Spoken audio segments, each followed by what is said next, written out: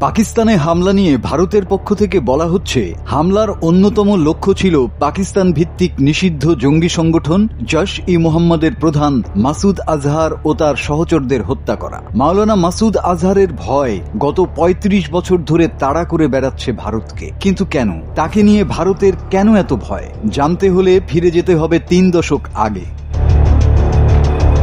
১৯৯৪ সালে হরকাতুল মুজাহিদিন নামে কাশ্মীরি স্বাধীনতাকামী গোষ্ঠীর সঙ্গে যুক্ত থাকার অপরাধে ভারতে গ্রেপ্তার হয়েছিলেন মাসুদ। পরে তাকে মুক্ত করতে পরিকল্পনার ছক কষেন অনুসারীরা। পরিকল্পনা অনুযায়ী ১৯৯৯ সালের ২৪শে ডিসেম্বর ইন্ডিয়ান এয়ারলাইন্সের বিমান IC-814 কাঠমান্ডু থেকে দিল্লি আসছিল। বিমানটিকে ভারতের আকাশ থেকে ছিনতাই করে আফগানিস্তানের কান্দাহারে নিয়ে যান মাসুদের অনুসারীরা। ১৫৪ জন যাত্রীর প্রাণের বিনিময়ে মাসুদ আজহার, মুস্তাক আহমেদ, জরদার ও আহমেদ উমর সাইদ শেখের মতো ব্যক্তিদের মুক্তি দিতে বাধ্য হয় তৎকালীন ভারতের অটল বিহারী বাজপেয়ী সরকার, যাদের জঙ্গি কার্যক্রমের অভিযোগে গ্রেপ্তার করা হয়েছিল।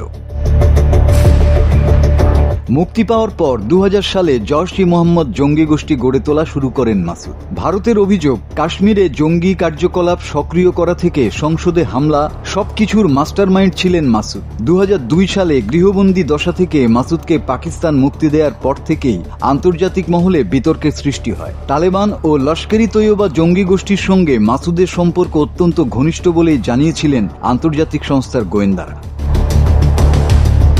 ২০০২ সালে মার্কিন সাংবাদিক ড্যানিয়েল পার্লকে অপহরণ ও খুনের অভিযোগ ওঠে শেখ আহমেদ সাইদ ওমন নামে মাসুদ আজহারের ঘনিষ্ঠ এক ব্যক্তির বিরুদ্ধে। এর পরপরই আমেরিকা মাসুদ আজহারের নাগাল পেতে সক্রিয় হয়ে ওঠে। আমেরিকা তার বিরুদ্ধে চার্জশিট পেশ করতে চেয়ে এও জানায়, কান্দাহার বিমান অপহরণের সময় এক মার্কিন নাগরিকও সেই বিমানে ছিলেন।